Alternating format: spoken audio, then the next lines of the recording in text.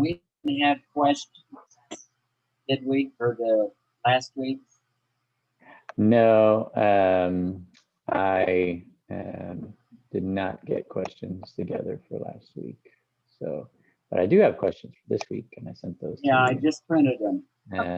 So, um, um, and so again, those are optional. Those aren't, required or by any stretch of the imagination. They're just kind of, you know, um, give you some opportunities to um, give them some food for thought and to, you know, I if thought they're I might send a question out, like today, and then send a different question out tomorrow, and let sure, them kind of look at them. yeah, yeah, because a few of them, the first couple of them, um, you know, the the reference stories and things like that, or the different descriptions of God. Those will take a little bit of time to dig through and list them all out. So um, anyway, that's all right. I just offer those to you as food for thought, and Yep, they'll help. feel free to disregard them completely if that's Oh no, if that's no, going to be we'll, better. we'll use them. All right, very good. All right, so the text for this week is Nehemiah 9, 6 to 31.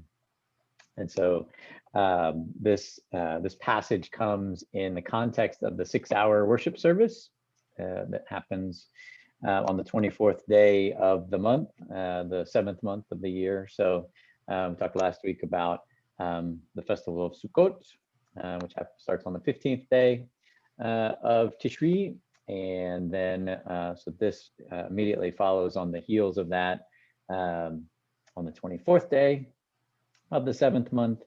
And this leads into this and follows through this national confession. This, here's what our ancestors did, and here's what we've done, and we're confessing all of that and getting right with God. So, um, so Ezra, they go and they get Ezra, and they say, please, read from the book.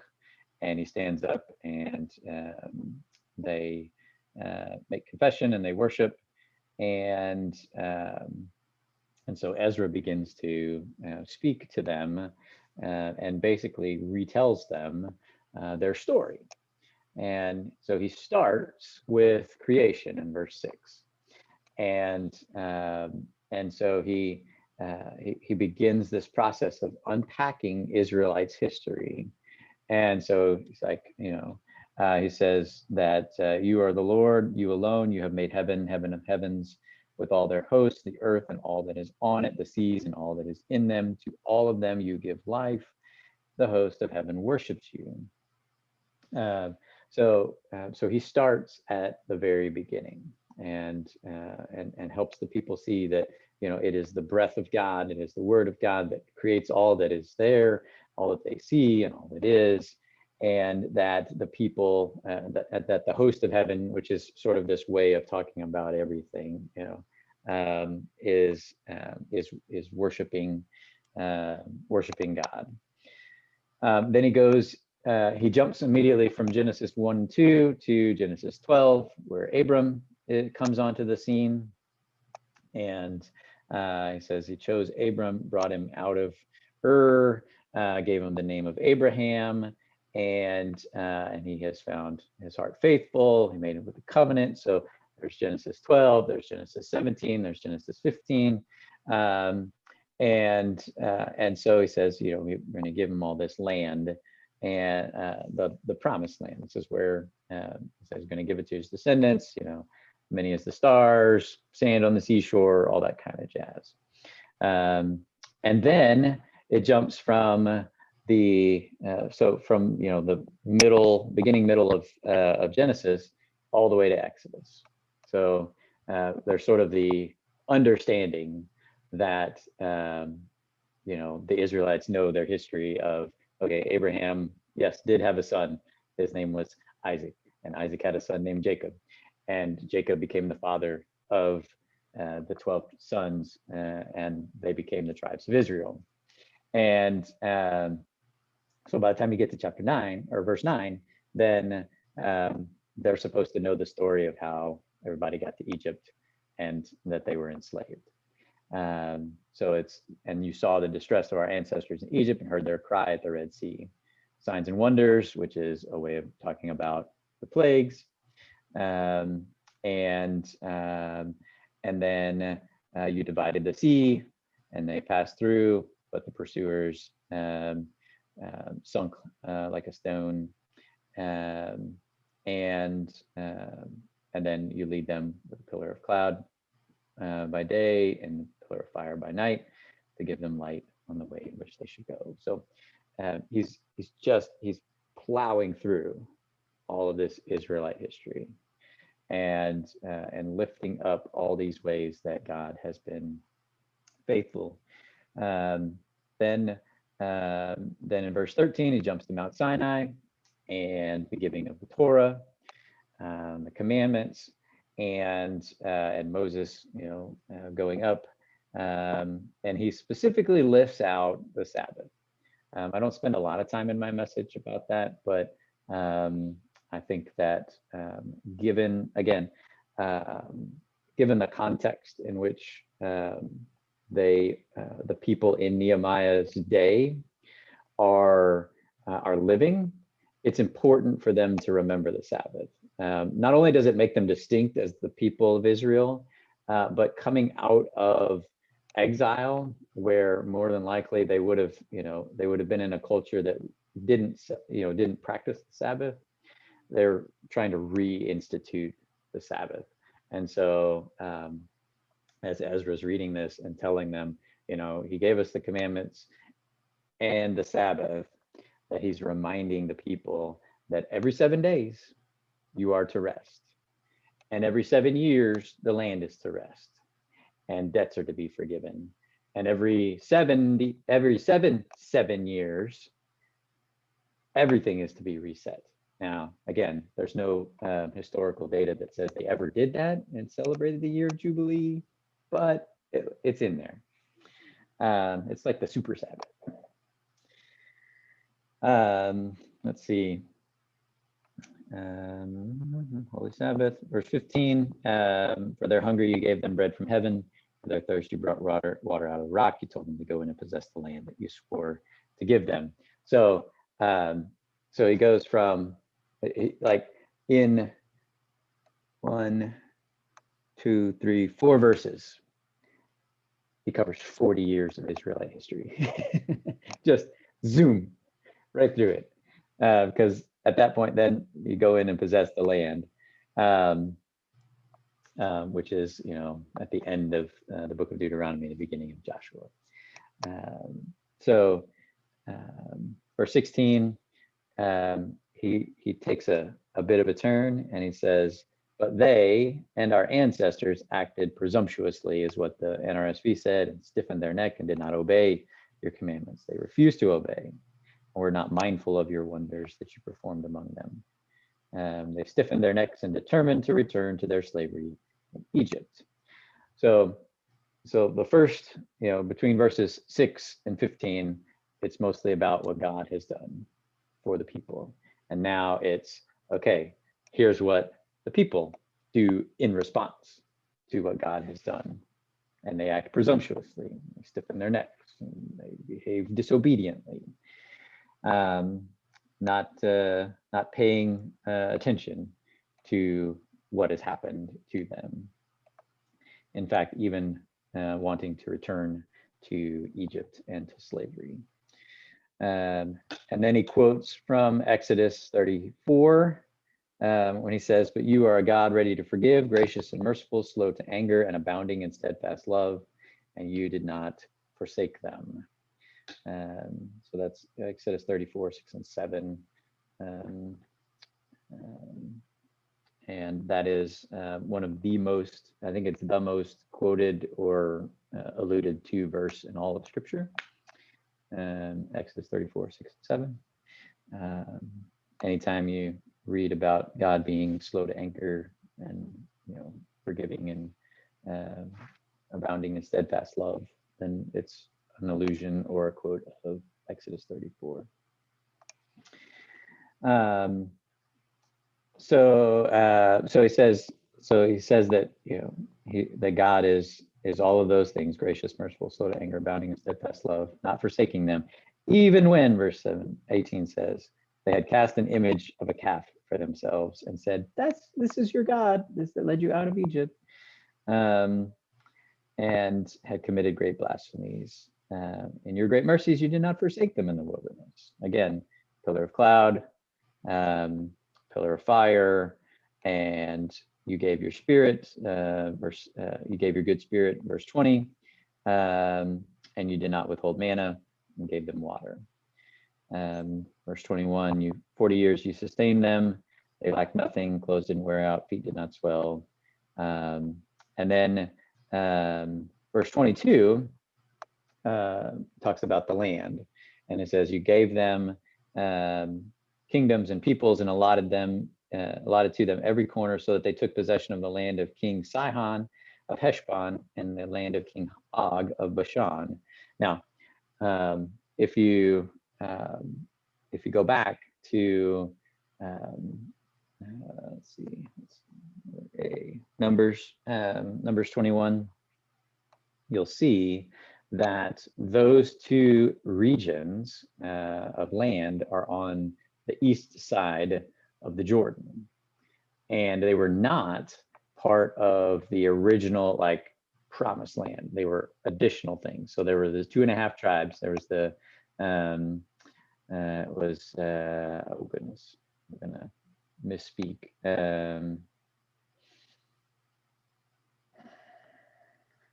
Hold on. Trying to remember which of the 2 tribes, and I know it's the half tribe of Manasseh. Yeah.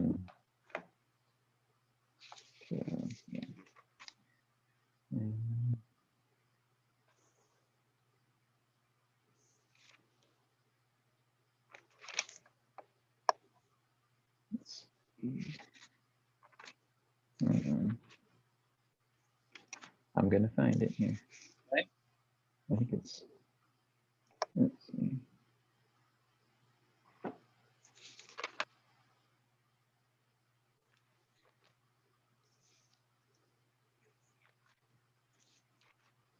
Let's see.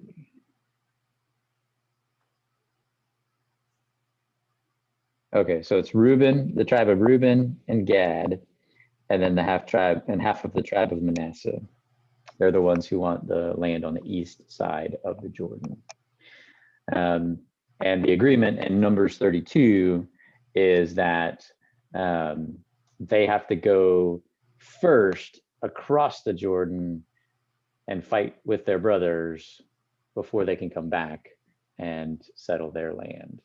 So they have to get up, all the land has to be conquered and settled on the west side of the Jordan before they can go back across the Jordan and settle their land.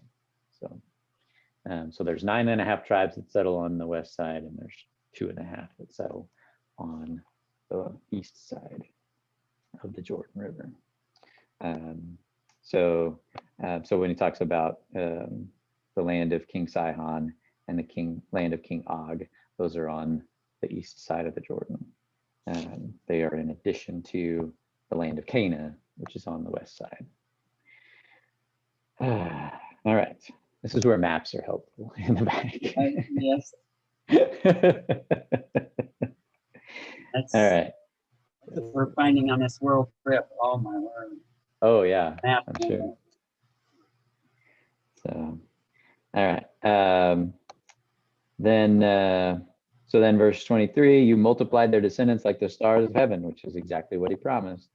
So the descendants went in, subdued the land, and the inhabitants, the Canaanites, and gave them their land, their kings, their peoples, and land to do with them as they pleased.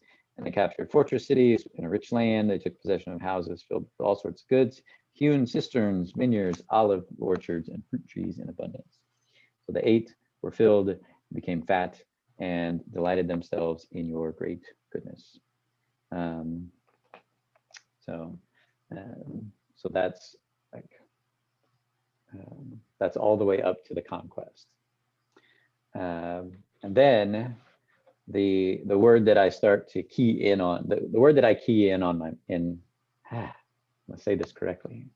The word that I key in on in my message, wow, that was a complicated way to say, is nevertheless.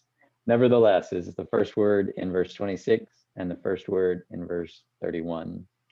And this is the word that jumped out at me as I was reading through this text and preparing for the message.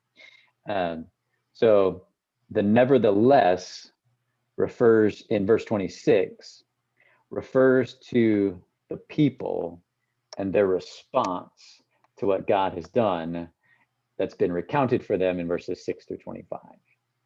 So all these things have happened: creation, Abraham, the 12 tribes, the delivery from slavery, the land that they've come to possess, all that jazz. Nevertheless, they were disobedient and rebelled against you and cast your law behind their backs and killed your prophets who had warned them in order to turn them back to you. And they committed great blasphemies. So the people have witnessed this. The people have, they've lived through it. They even, and again, earlier in verse 18, it talks about the golden calf. It's like, even in the midst of that, God is faithful. God has been merciful to them and gracious and slow to anger. Nevertheless, they were disobedient and rebelled. And I like this idea of, I like the image of, or it's a visceral image of casting the law behind them. Just like, it's like, okay, who needs this? Don't need that. Right. It's like, wait a minute, this is everything. And they kill the people who want to, turn them back to God. And they commit great blasphemies. This is, again, the people in Nehemiah's day would understand about the kings who have, who led Israel and Judah, from the time of Saul up until the exile. They would know that some of the kings are good and most of them were bad, and there was, infighting, and there was, wheeling and dealing, and there was, all sorts of foreign infiltration, and it eventually led to, the Babylonian exile, as well as the precursor to that was the Assyrians coming and destroying the northern kingdom. So, so they should know all of this. This is familiar to them. They understand what all this committing great blasphemies is about. So, therefore, 27. You gave them into the hands of their enemies, who made them suffer. Then in the time of their suffering, they cried out to you, and you heard them from heaven according to your great mercies, and you gave them saviors who saved them from the hands of their enemies. So this is not only a reference to the judges, which is that cycle of we've done bad things, and so we finally get to a point where we're going to cry out from the depths of our pit that we've dug for ourselves. And God hears them, lifts up a judge. The judge defeats the enemies, and they have, they do all right while the judge is alive. And then when the judge dies, not so much. So after they had rest, they did evil again before you, and you abandoned the hands of the enemies again. So it just repeats itself. And yet when they turned and cried to you, you heard them from heaven. Many times you rescued them according to your mercies. You warned them in order to turn them back to your law. Yet they acted presumptuously. There's that word presumptuously again. And they did not obey your commandments, sinned against your ordinances. And they turned a stubborn shoulder and stiffened their neck and would not obey. Many years you were patient with them and warned them by your spirit through your prophets, yet they would not listen. Therefore you handed them over to the peoples of the land. And so after all the times of the judges, handing them over, to the people of the lands, that's that's the exile. That's the Assyrian exile, that's the Babylonian exile. It's those two moments where essentially the promised land is deserted of Jews because they're either killed or they're sent to Syria, or they're sent to Babylon, and the promised land is for the majority, for all intents and purposes, is deserted of Jews at that point, and they're dispersed out to all the various places that they end up, and over the course of time, the people spread out further than that, and so that's why. So like when we read in Acts, we read about Jews, in Greece and in Asia Minor and places like that, and in Africa, because while they were dispersed in exile initially, once the Edict of Cyrus happened, some of the in 538, some of the Jews moved back to the Holy Land, but some of them either stayed or moved to different places, and they just moved farther away, and so so that's the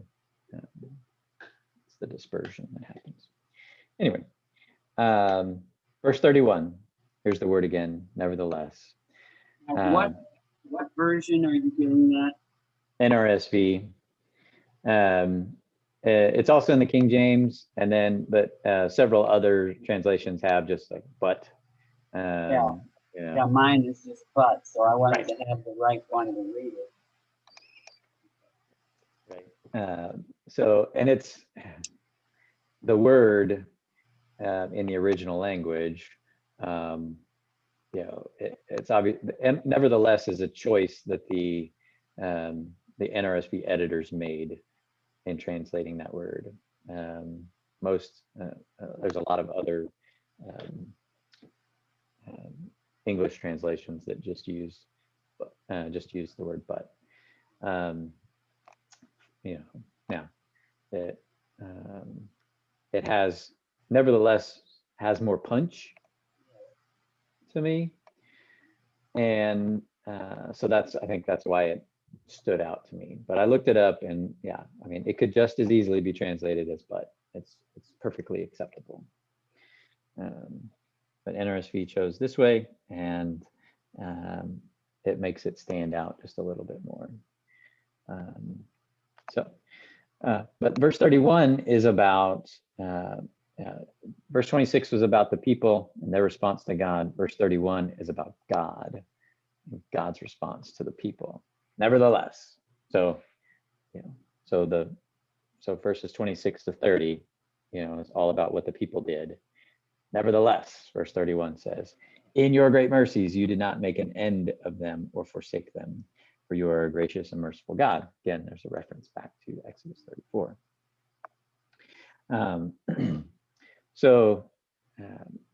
The idea is that the sort of the main thrust of the message is that God is faithful, even when people are unfaithful.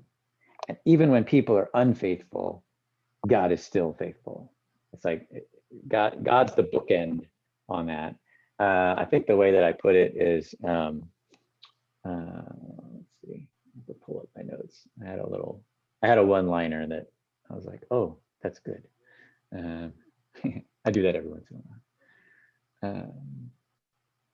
You always seem to say that too fast in your sermon, and I'm just that. Yeah. So the one-liner at the end is, God is faithful. Nevertheless, we sin. Nevertheless, God saves. So God is faithful.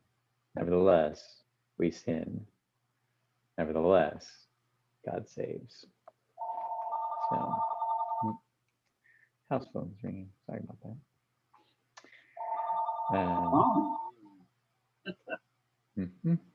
it'll stop here. Just say, ring one more time and then we'll go to this.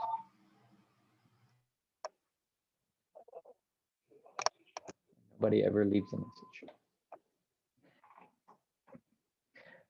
Because most of the time it's a computer. Reason. Is that me or is that you? Oh, sorry. You froze there for a second, or I froze. Oh, well. Can you please We're both ask your froze. question again? No, it was just froze. Okay.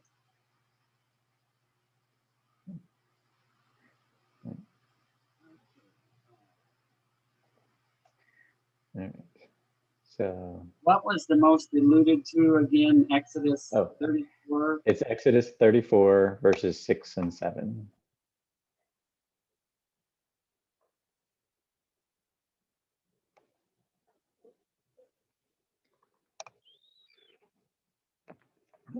Just like I said, I just printed this before I sat down. So Yeah. So question 4 talks about that one.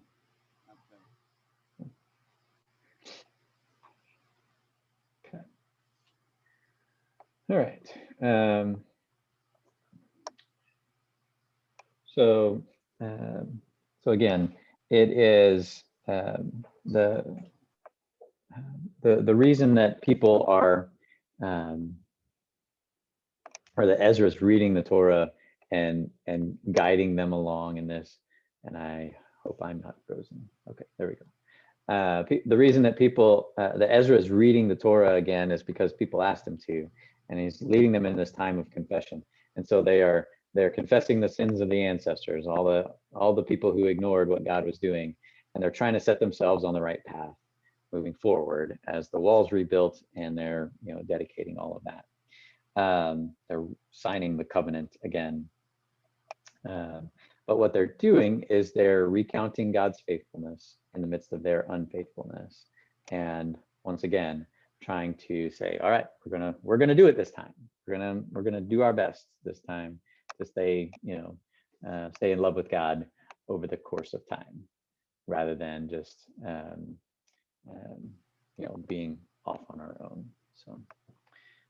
So then, as chapter 9 ends, then they sign the covenant. There's a summary of the covenant in chapter 10, and then they celebrate at the end of the book.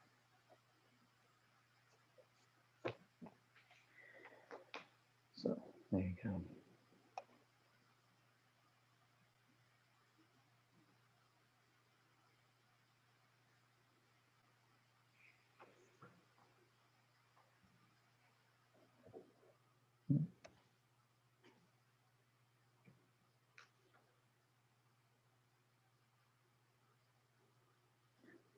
I think I'll send these out. Okay.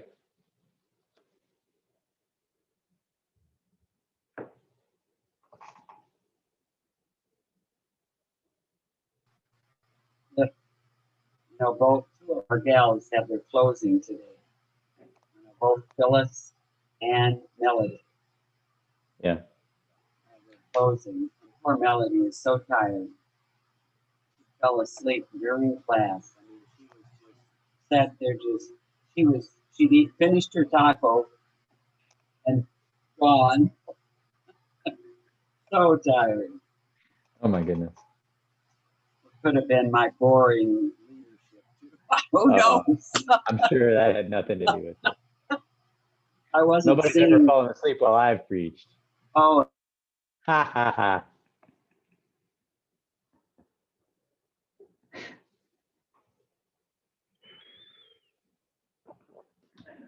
Uh-oh.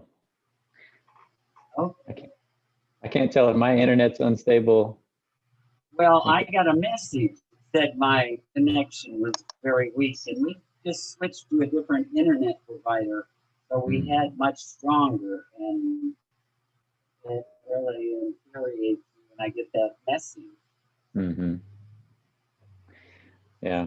Sometimes it just depends on what part of the house I'm in, as far as what my signal does.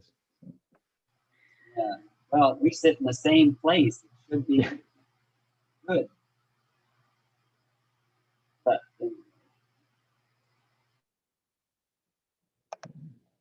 Let's see if that helps.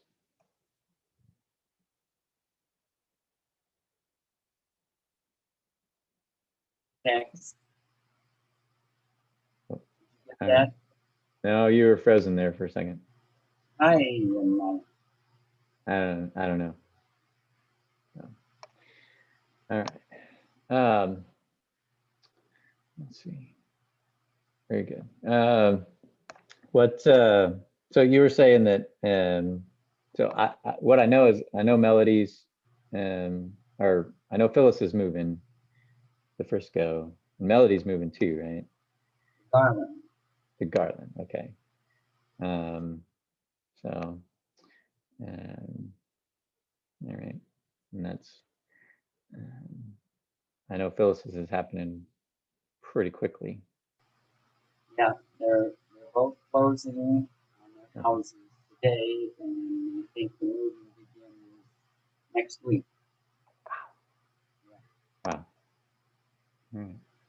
Poor Phyllis is just, she's always a loose cannon, but she is just, we got her to come to water aerobics last night, which I think was good for her to be around others. Our Hey, Don. internet is still showing a weak connection. That's what I told you. Sorry.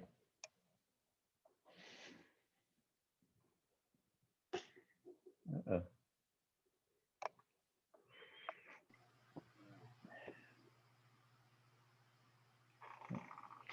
Okay. Well, so what are there any other questions you have about the text for this week?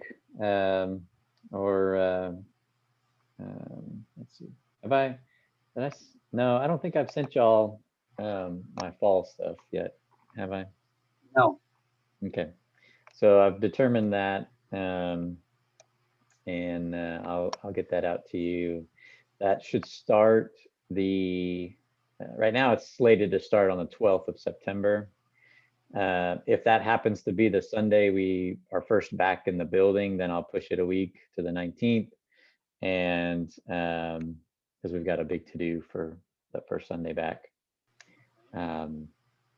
And then I will, so it'll, instead of being 11 weeks, it'll be 12 or 10 weeks, and that'd be fine. But we're gonna do, it's called Unmistakable. You'll see it promoted in the newsletter. It's called Unmistakable Lessons from the Wilderness. So we'll be going through Exodus to Numbers, essentially. So it's from basically like the Red Sea to the Jordan River kind of deal. And trying to pull out some high-level lessons from that 40-year time period. So I've got our graphics person working on graphics for that right now. Put some promo material together for that, and then we'll get it squared away.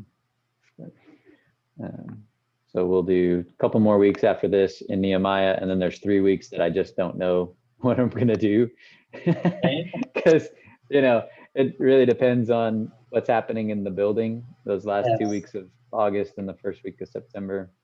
So I just don't know what's happening those 3 weeks, and we'll play it by ear. But so y'all will most likely have the opportunity to do something on your own those 3 weeks. We won't meet via Zoom for those 3 weeks, just because, again, I may be figuring it out in the moment. So that's just kind of how. Yeah, I'll make it up. I told y'all I don't do the whole. Okay, that's what I'm going to preach on. But yeah, I may pull out some of my favorites and pull out a ringer. Yep. Like this one went over really well last time. I'll just retool it. Do it again. Do it again. Have you been able to do any research in all your spare time on our trip? No, I have not. Although I've looked at it and I'm going, holy cow, y'all are going a lot of places. So,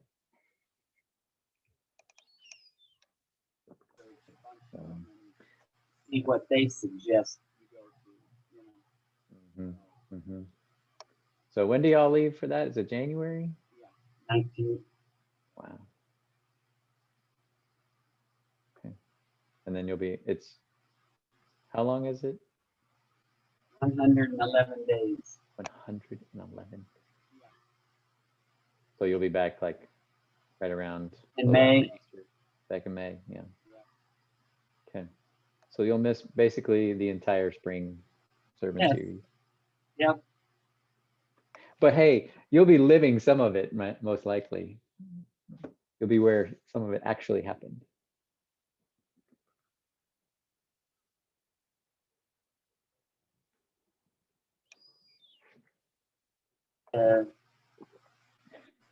What's your thinking on the mask business? I wonder if our schools are going to go back to total mask again. Right. So I haven't heard any updates from the annual conference. I'm still thinking that, we're going to hang tight with not having them at this point until I'm directed otherwise. I saw that the Capitol in Austin, they put theirs back on. So I have a feeling that our bishop will issue something new before too long, probably the next day or so. For me, how I wish Dr. Fauci would explain it to the public. She said, even though we're vaccinated, we can still pick up. This variant is so very contagious, so much more than COVID was. And she goes, so if we're vaccinated, we can still pick it up and carry it and give it to somebody. So she says, we should wear masks inside. Yeah.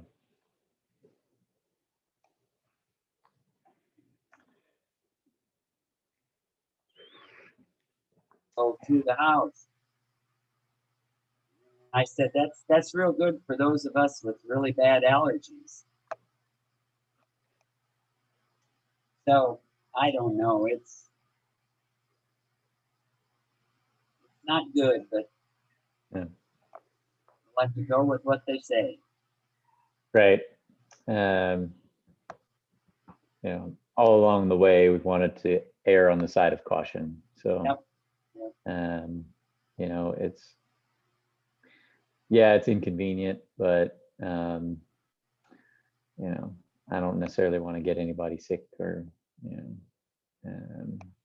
cause more trouble down the line if we don't have to.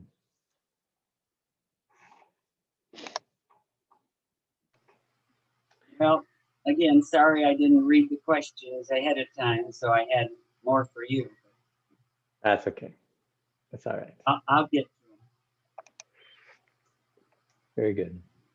All right. Well, if along the way anything pops up that you need to ask a question about, you know how to get a hold of me. I'm happy to answer whatever you got. So again, blessings on your session this week, and I'll see you back here next week, same time. Okay. All right. All right. Thanks, Steve. Thanks, Andy. No problem.